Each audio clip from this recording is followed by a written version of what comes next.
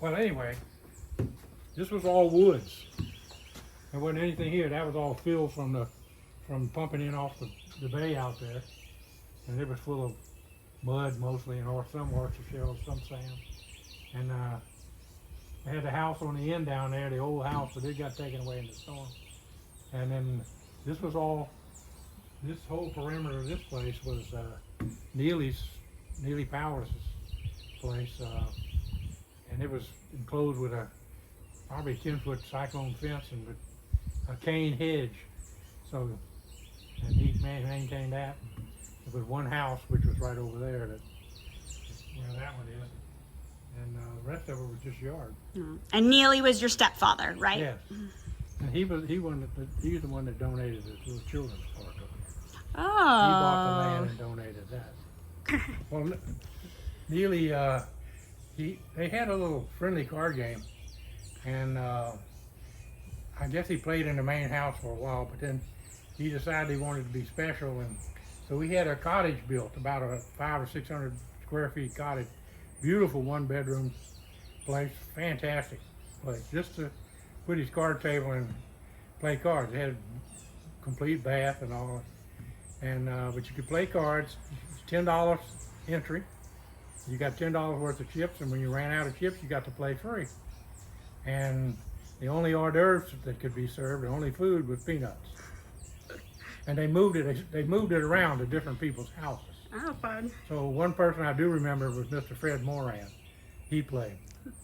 So when we were growing up, we built a fort right between those two oak trees there. Me and some of the guys. I think the only guy that I remember, probably nobody around here remembers him at all, is Roger Toops.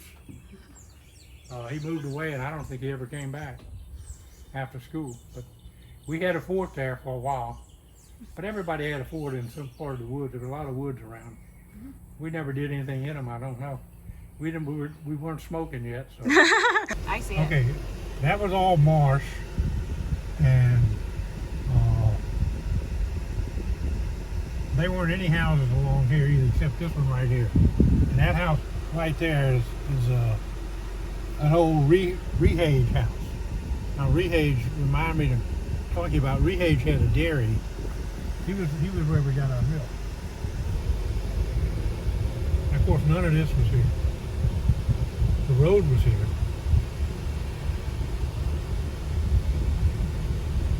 And then the harbor was there wasn't much to the harbor. I mean, there weren't any, the piers were just planks on stuff, okay? It was a grass bank, you know, and the road here wasn't very much either, okay? And what you had here was mostly all the blacks would come and fish in the harbor because they would eat the catfish. Okay. And we didn't eat the saltwater cat. And they would eat the sheephead, and we didn't eat the sheephead because supposedly they had worms. Now you go in the store in the restaurant, and sheephead, you know, $20 a pound or an ounce. Wow. You know, so they wouldn't. But they fished here with the cane poles all the time, and nobody bothered them. Wow. There were a lot of gars in the harbor, and guys used to fish for gars just for sport. I don't think you could eat the thing. They're hard to deal with. You know. But, So the sheephead are the ones with the teeth, right? no, the sheepheads are the ones that have the stripe like a zebra. Oh, okay. Okay, it's a kind of a flat fish. Okay. And it's white meat, you know, it's, I guess it's good. And they didn't have, there was a pier here, but there was no service station. And all this was,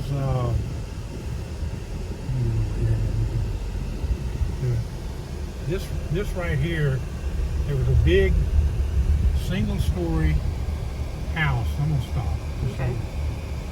And you can see the azaleas, that's where the house was around in there. But that was a single-story, beautiful house, you know, with a big gallery all around it and everything, okay? And my daddy could have bought that for $10,000, and all that property goes all the way back to where their boats are back there. And he wouldn't do it. Mother really was mad at me. But it wouldn't have mattered, you know. The storm got the house, and you didn't have any pier out here either. It was still all fishing off the bank, but the seawall was here. So,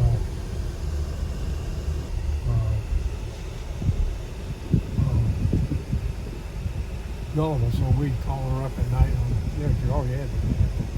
and tell her this is an AT&T, and we're blowing the phone lines out to get the dust out. And she just lay her phone open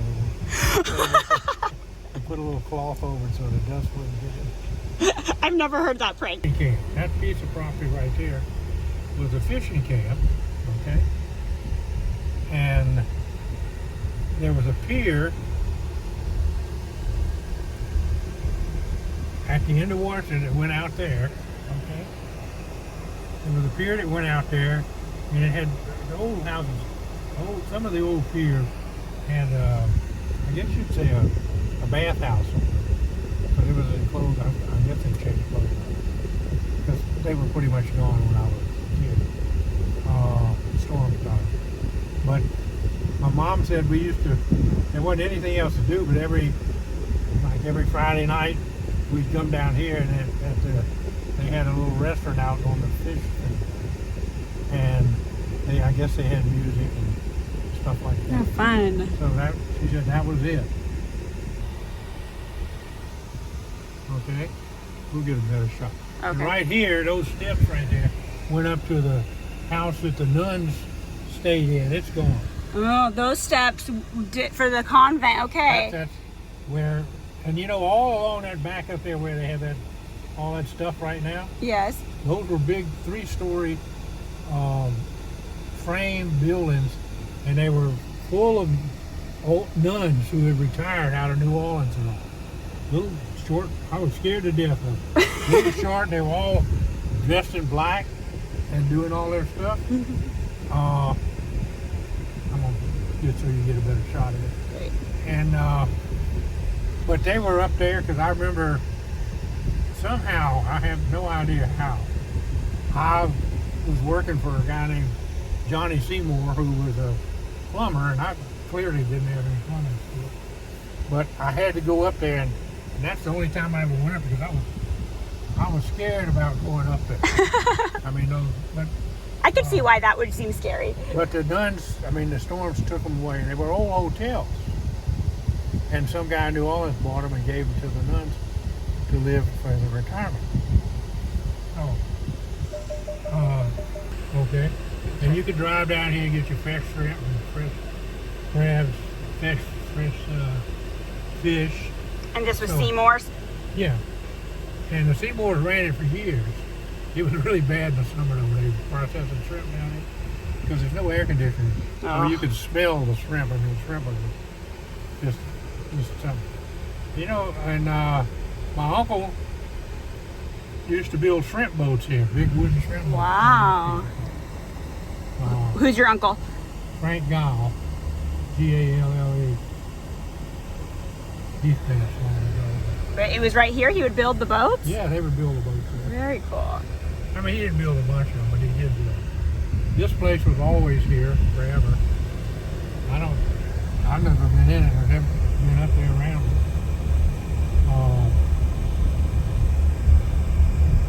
Right here was a little driveway. It goes right up. You can see this little thing. And the guy had a little frame house back in there. A guy named Mr. Hunt. Mr. And I knew Hunt. Mr. Hunt because he had one of those voice things. Oh, yeah. Where you press that, it? Yeah, and that was a long time ago. And right here was the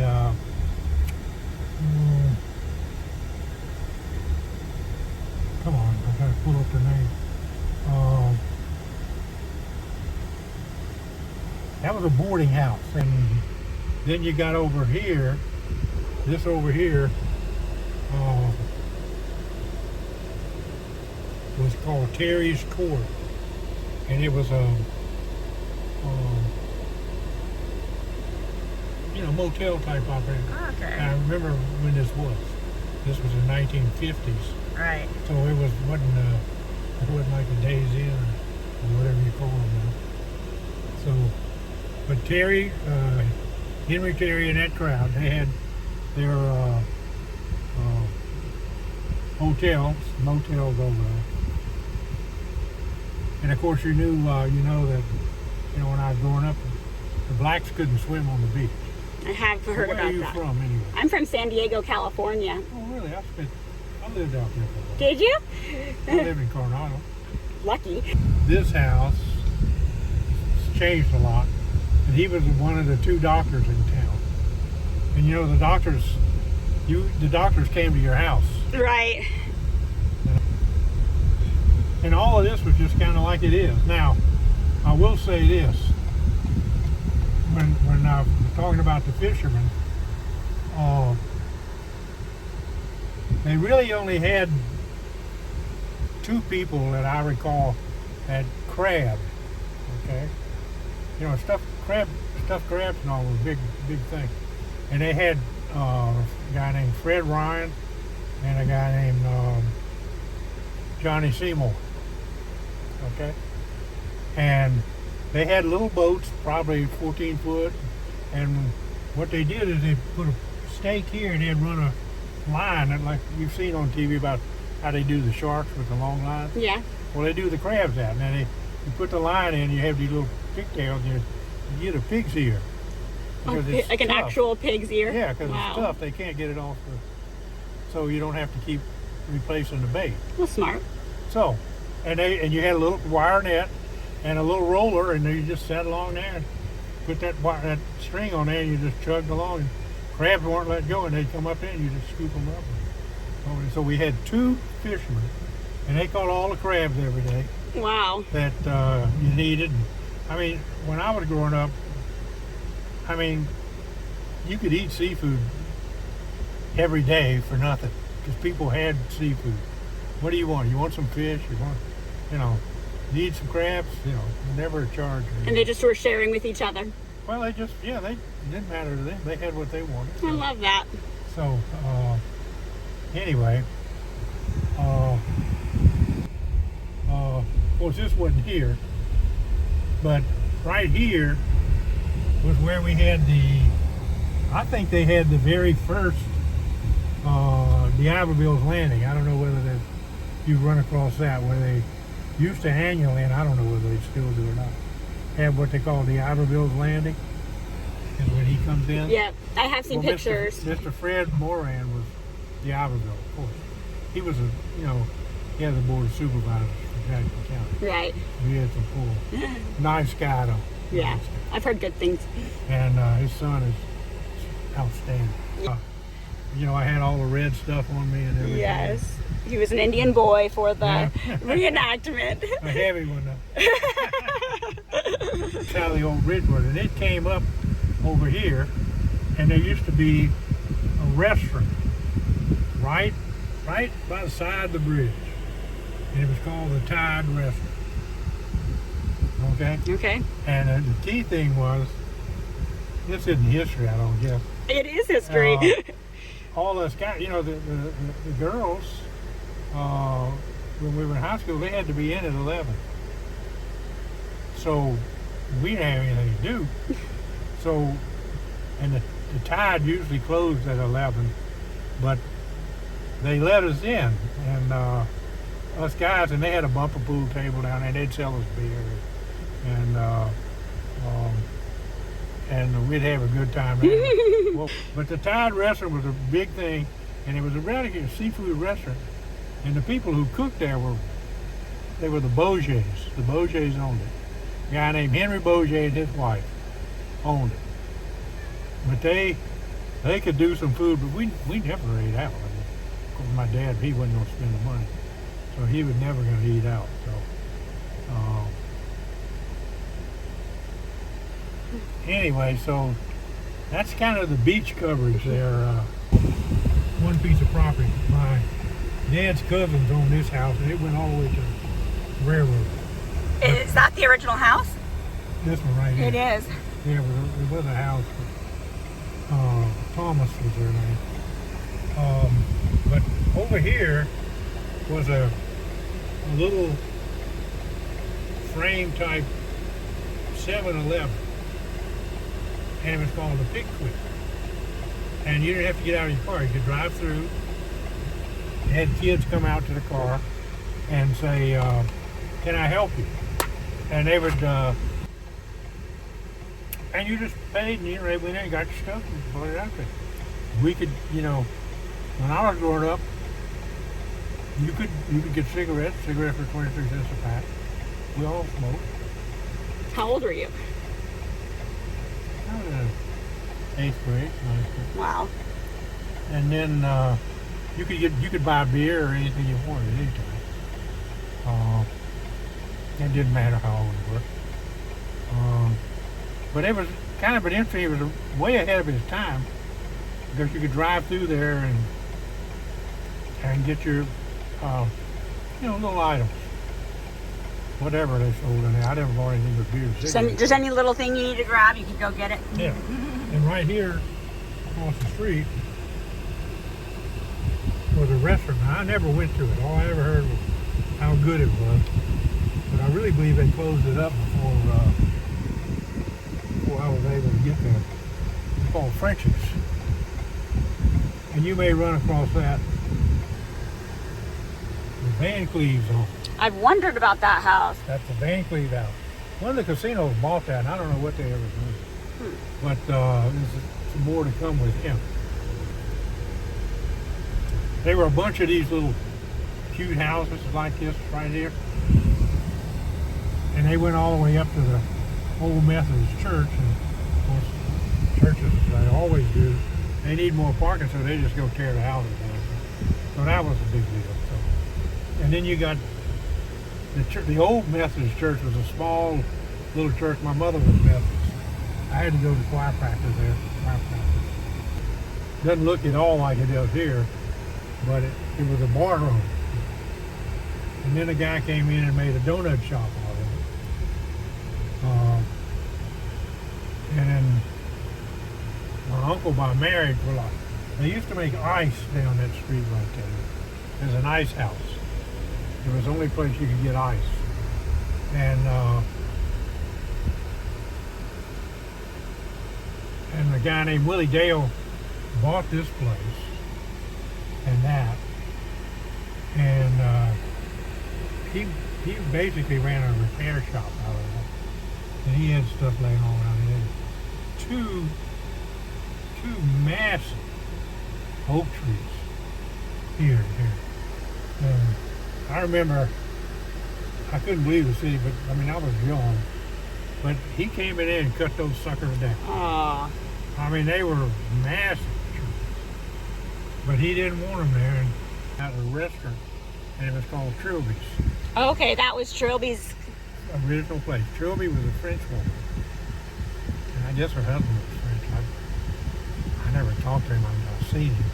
But she used to come get her hair done at my mother's beauty shop. She was French, and she was an excellent cook, and she trained Jocelyn. Have you heard Jocelyn? Oh, yes, I met with them yesterday, actually, with her family. Oh, did you meet with Marsha and it was Francine and Patrick, who owns Patrick's now. Patrick, yeah. Well, she's got 2 daughters, too. Right. She was telling me about it, but I filmed them and everything yesterday. Yeah. All right. Well, but Jocelyn and I were real good. Were you? I hear the best things about her. She was I didn't invite very many people to my mother's burial. My mother and I didn't end out on real good terms.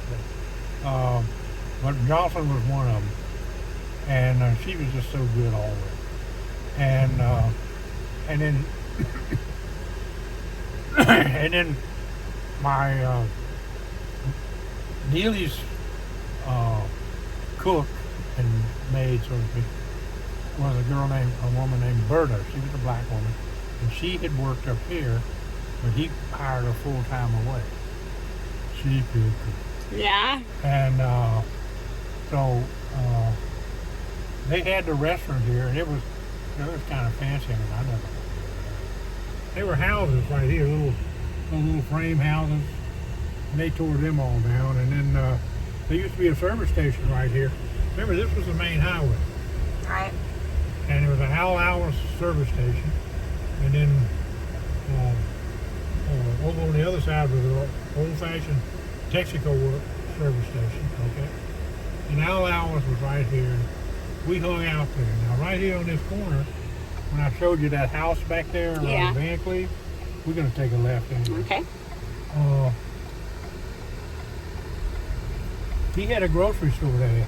Old Shep Van Cleve was, and the movie theater was right there. Did anybody tell you about the movie theater? Illings, is that right? Yes. But Shep was there, and he spooked my mother quite a bit. He had a boat in the harbor. That was big. He had a boat they could drive. And there was a bar room back there.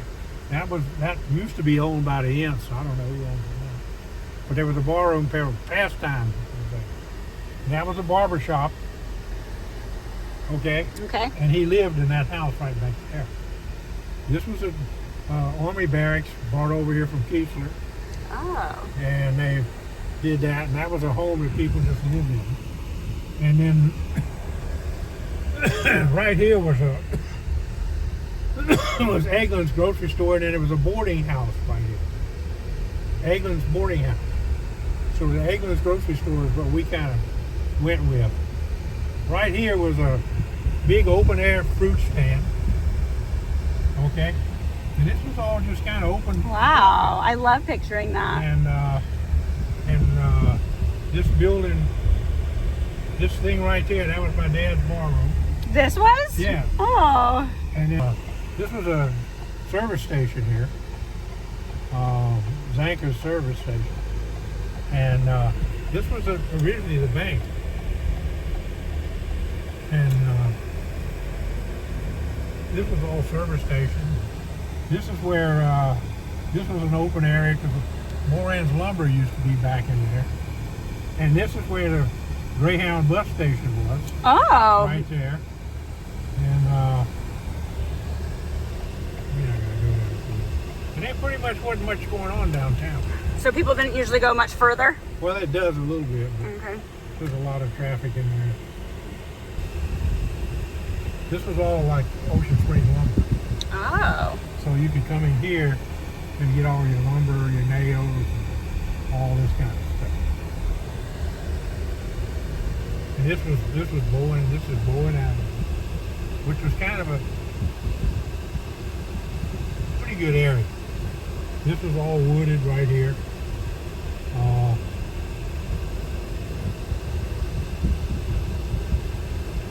This was wooded. This was all wooded. And cousin by marriage had that place, but I don't know. And the Mollers used to live right in here. I don't know which bunch of Mollers it was. Seacoos live in there now. The other thing was Coach Boyd lived right here. And I want to put a big plug in for him because nobody else will. Okay. See, he came in town and it was just the right time. And he put together a football and a program. And we beat everybody on the coast. We just killed everybody. But you know, Coach Boyd he had some rough spots. He chewed tobacco constantly and spit. And he probably didn't have a suit. He wasn't profane. He didn't use a lot of profanity. But he was the smartest damn coach that I remember. And he built that field out there. They told you about Freedom Field. Right. You know, and he was behind all that, you know, and then he was stubborn, and they just shoved him away. And I just think he never got credit. They named Hugh Pepper, and then they name all this stuff after all these people, but Coach Boyd really was the guy who made athletics at the school. Now Scott Lemon and his wife bought that. The old And Bradford they're having house. it fixed up now. So it's part of their last, you know, and this is street I grew up on right here. It is? And all these people, there used to be a restaurant right here, a seafood restaurant. Really? That's a Ryan's place there. Remember I told you about the crabber at Ryan? Yes. Fred Ryan, that's where he lived. And then you had, Where was your house? I'm going to show Oh, you. okay. And then this used to be a feed store. My uncle opened a feed store there. Walter Davison was his name. And then my cousin Boots Davison, which was Walter's son, and his wife lived there. They were all passed. I mean, the grandkids are around. And that's my cousin right there, first cousin. Teresa Hire. Okay? And then this is where I live. Wow. Right there. I love this house. I've admired this house for a long time. You don't want to live in it. I like it though. I'm happy I get to meet the guy who lived there. Oh, he's from Texas, supposedly. Well, I'm talking about you. I'll just tell you this. It's cold in winter and it's hot in summer. I mean it's just not laid out for anything. And seeing they put this fence up, and I planted all this stuff. Whoa! All that stuff. And it used to be one. Now we had chickens. We had about 35 chickens or so here. And this was all a grape orchard. Oh, grape. But they were built up, and they had it was like an overhead. They were growing on stuff above, red grapes and white grapes. Because apparently my grandpa liked to do grapes. I never knew that. So you inherited his green thumb. Well, my dad wasn't a green thumber, but I guess Grandpa was. I don't know. I didn't know. My grandpa was a grumpy sort of guy. He lived with us, but he never interacted very much. I got it from my aunt, I believe, from my Aunt Teresa. Okay. And she lived in that house next door. And so when I grew up, we had all the chickens and all. And this was all woods. This was all woods. So Dad went in here and bought this property, had all the pine trees cut out, and sold it all. And I spent the next 2 or 3 years trying to get rid of the stumps.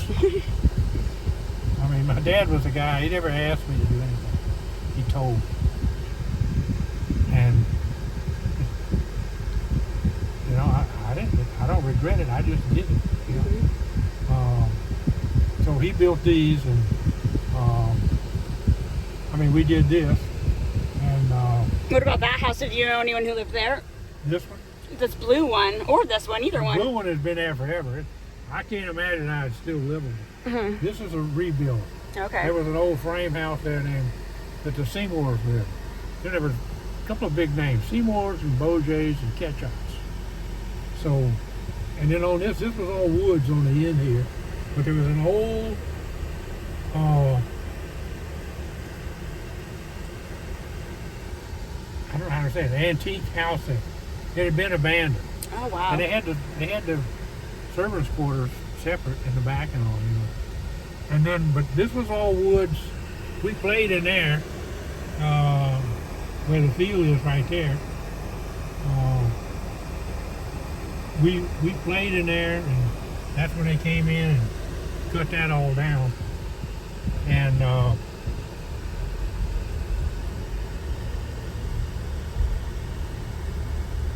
I don't know. This is now this is where I lived for a while. I bought this house on the fling.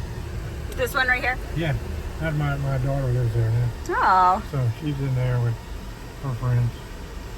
And then my puppy It's a dog. beautiful house. Oh, she's done quite a bit with it. So. And a radio and TV repair shop. Oh. And a guy named Bernard Edwards, a doctor, bought it.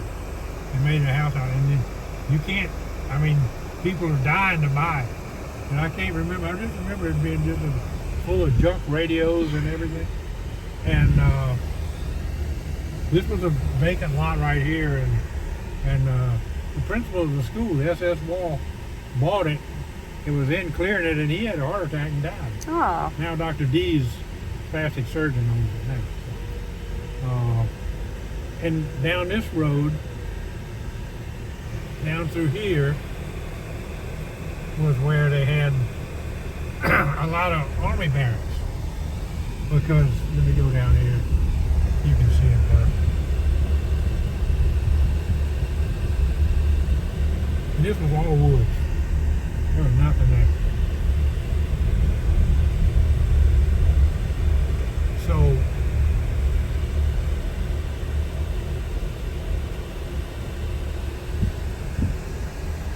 that whole, well, you can't see it from here. That whole hillside over there was army barracks. It was actually Air Force, Keesler, and they had the crash boats because they do pilot training at Keesler during the war, and a lot of those guys would crash out there, so they had the boats to go get them. Wow. You know, and so that was cool. The other thing I didn't tell you that, you know, on the point in Biloxi, you know where they got the museum over there? Oh, yes. Okay, that used to be a hangar. Oh, really? And what you had the Air Force there, and they had the seaplanes. Oh, wow. So they would land in the bay. I think the bridge was back there. So they could land in the bay and drive on up to the... I bet that was fun to see that. Oh, that was fun. Yeah, that's really neat. So, anyhow... I've heard about all these things, but now I like that I can see and picture exactly where it was. So that's really neat.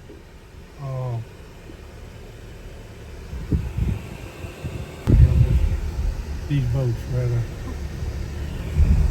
So that's where he buys Right his there, shrimp. Mark and Dawn, right there. Right there. See where they're on the boat there? Yep. That's where I get the mushroom. Now this wasn't even here because you couldn't get underneath the bridge. Oh, okay. And then when I grew up, again, you had Shearwater Pottery here, which I played out in these woods a lot with the family. Now this was all woods, and every bit of it.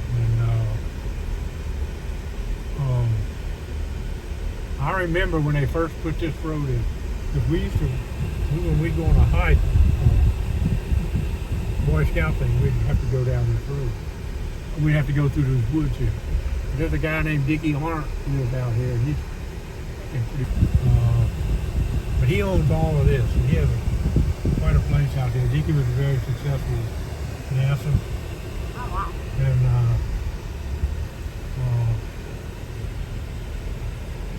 so his dad was a really neat guy too. This was all nothing. And just woods, nothing but woods. Yeah. I'm thinking, how did we tromp through here?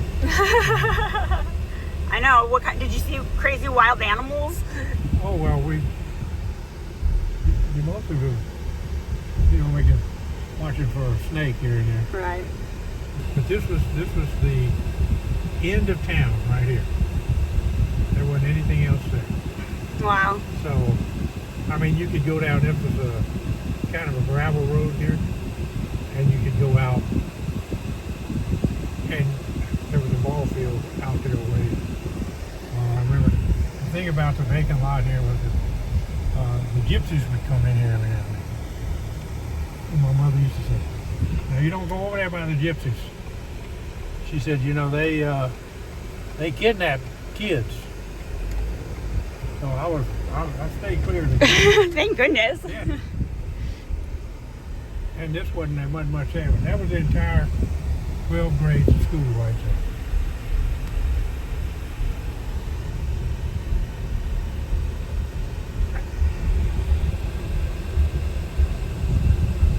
They had a sewing plant right here.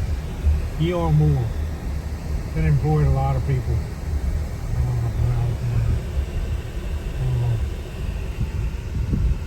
Nothing much else. This used to be a grocery store, Steelman's Grocery. We had a lot of local groceries. molars on that house there too at one time. Yeah, Bruce said he grew up in that house. Oh, he did? Yeah. Okay.